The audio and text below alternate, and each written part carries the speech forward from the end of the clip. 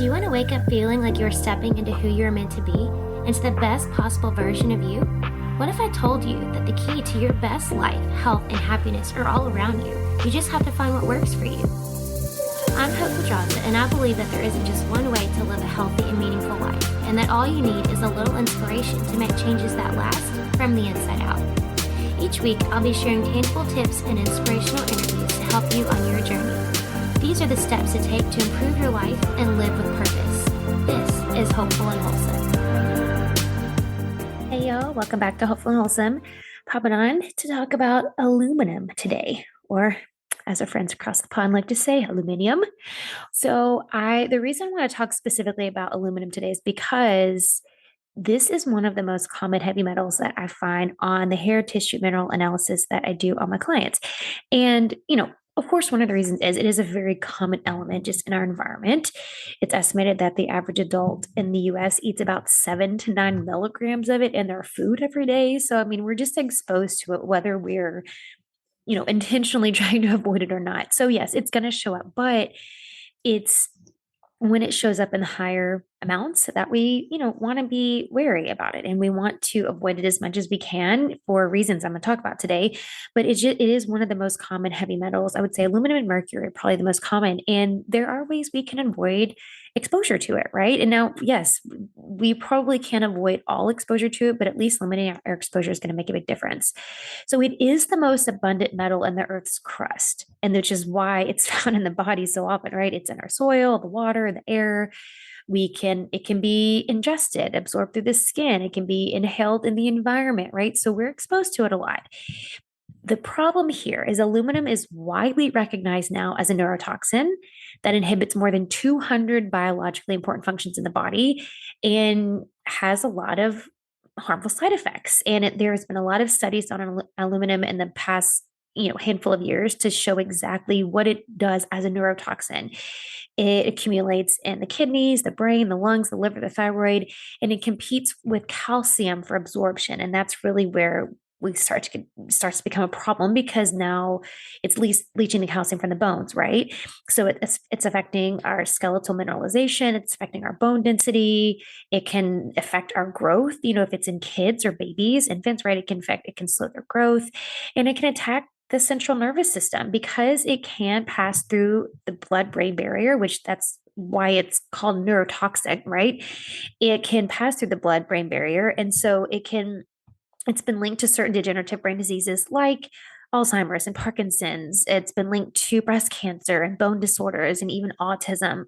There are actually a handful of studies that have come out in pretty recent years where those people with autism have higher levels of aluminum in their tissue. So there is a link there. Not to say that's causation, but there's something to say there. The way it affects our bones too, I think is a big, for me, is a big deal, because it's the effect on the bone marrow, right? It leads to the formation of abnormal red blood cells, and it affects the parathyroid gland, and it's affecting our musculoskeletal system. And so it can show up in things like, osteoporosis, increasing our risk for things like osteoporosis and osteopenia, those kind of things, right? So that being said, right, just listing out the ways that's affecting the body. It's affecting our blood, right? The blood content. It can cause things like anemia because it's affecting heme and globulin synthesis in the blood. It can affect our musculoskeletal system and affecting how our bone density, bone structure, right? It's affecting our kidneys because it is housed in the kidney and the liver. The kidneys and the liver. I was about to say livers. We just have one. The kidneys and the liver. And that's really what it's going to impact the most when it starts to build up in the body. It's affecting our respiratory system, our nervous system. And again, just as a neurotoxin, right? It's affecting our brain. It's affecting how our brain is functioning. So we're looking at exposure in really ways of reducing exposure to it. First of all, let's just talk about elephant in the room. We know I'm going to say is deodorant. We've seen so much now that deodorant, has aluminum in it, and it's because it affects, that's the antiperspirant part, right, of deodorant. And a lot of antiperspirants use aluminum as their active ingredient. And the thing with the aluminum, a couple things here. First of all, aluminum is what blocks your perspiration. We need perspiration, y'all. This is one of our body's primary sources of detoxing the body. So when you're blocking perspiration, the aluminum is blocking it. Now you're holding in toxins while you're also holding in a very potentially dangerous heavy metal, aluminum, right? So when your sweat is free flowing, and yes, nobody likes to have sweaty pits sweating through their shirt. So I understand that. But there's no blockage or interruption to your body's natural function. Now, that being said, the other piece of this, of putting on deodorant with aluminum in it, is because it's close to your breast tissue. This is kind of what a lot of people think of this kind of linked to breast cancer, right? Is because it's close, your armpits are close to where your boobs are. And when you get breast cancer, you know what I mean? There's a connection there. So it's all kind of in the same area. And for holding in those heavy metals, this is not a good place for it, right? So, and then there's so many good all natural deodorants out there now. I know there's a lot of really crappy ones, and I've tried them too, where you're like, yeah, this doesn't work at all, and you smell like a patch of onions, 2 hours after you put it on. So I get that; those are out there. But I will say, and I am not affiliated with this brand by any means, but I will say right now that the best one I have found thus far, the brand is called Curie, Curie, and she had very good marketing on Instagram. I got suckered into one of those Instagram posts. And because her marketing was her pitch on Shark Tank. And she literally went up and made Barbara Corgan smell her armpits. And I'm like, okay, hold on. Like, this is so it was a really good pitch, and it freaking works. So I've been using it for a while. I have it at my studio. They have a little, like, you can get the spray, or you can get the kind of the like a, I guess it's a stick. It's not a roll on, it's a stick. You get the stick, you can get the spray. I have it at the studio, at my studio. I somehow convinced my husband to pitch his like toxic crap that he's been using for forever. So he's using it now. And I'm telling you, it works. The scents are all natural. Um, I'm not a huge underarm sweater. Not saying I don't, but my husband is, and even he says, he was like, "All right, like this stuff kind of works. It works kind of good." I'm not gonna lie. He was very skeptical. But so anyway, that's kind of my spiel on the deodorant. But the deodorant piece is such an easy thing to do, just to reduce your exposure, right? So that's the first thing. The second thing, you can change your cookware. So instead of using aluminum for your cookware, your utensils, any kind of, containers or anything, use stainless steel, use cast iron or copper or glass, right? There's so many other materials you can use besides aluminum. So get rid of your cookware, go to, different materials. Read your food and medicine labels closely.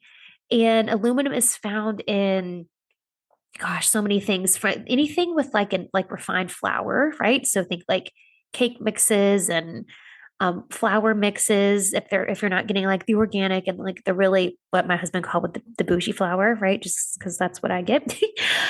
Baking powder, right? You want to get the aluminum free baking powder. Sometimes it's in non-dairy creamers or even salt to keep it from clumping together. It can be found in, if you take antacids for like heartburn or something, and diarrhea medicines. Like there are a lot of things that you will find aluminum in just randomly. So there are plenty of aluminum-free alternatives out there, and it's an easy thing to switch. So yeah, you can find the aluminum-free baking powder, usually literally right next to the regular baking powder. Like, y'all just stop making the baking powder with aluminum in it. Would you say that? And then the same thing, if you're buying the organic flour, like the stone milled flour, like again, the bougie flours, then you don't have to worry about it. But just, it's mostly if you're looking at processed things and conventional flours and stuff, that's where you're going to find the aluminum. And the other thing is your drinking water. So alum or aluminum sulfate is often used to process purifying water in, at least in the United States. I can't speak for all the other countries who are listening, but that when it's added to water, it works as kind of a coagulant to attract suspended particles, which can then be filtered out. So it makes the filtering process a little bit easier. And unfortunately, some of the dissolved aluminum is going to remain in your water, which is just one more reason, y'all, to not drink freaking tap water, right? We don't need the fluoride. We don't need the aluminum. We don't need any of the other crap that's in there. So if you're drinking filtered water, then you should be cool. You should be good with it. Or drink, like, you even just drink distilled water. If you're worried about it, drink distilled water and you can remineralize your water from there, right? So that's how you can reduce your exposure. So let's talk about actually getting rid of it. Like once it's in your body, which we're all exposed to it, so it's going to be in your body at some point. Studies say that about 95% of it, or maybe a little more than 95%, is excreted through your kidneys.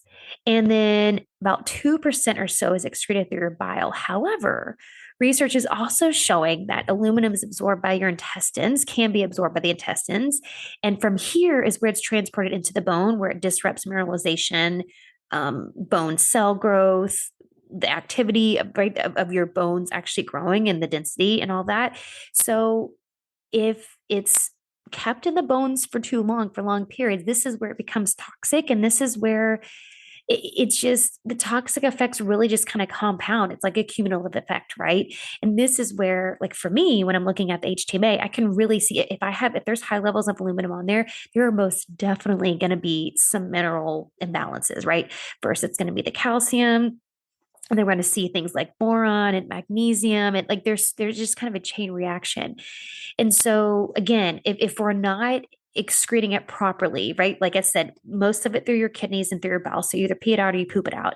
If it stays in your body for too long, and if you don't have your detox processes aren't optimal, and I think that's what happens really. I think that's a big reason of why I don't want to say I think that is it is a big reason why it gets stuck, is because if our detox processes, if especially pooping. If you're not pooping regularly, this is just one more reason why we all need to poop multiple times a day, right? We've talked about the estrogen dominance and how if you're not pooping regularly, your estrogen is kind of recirculating into your body.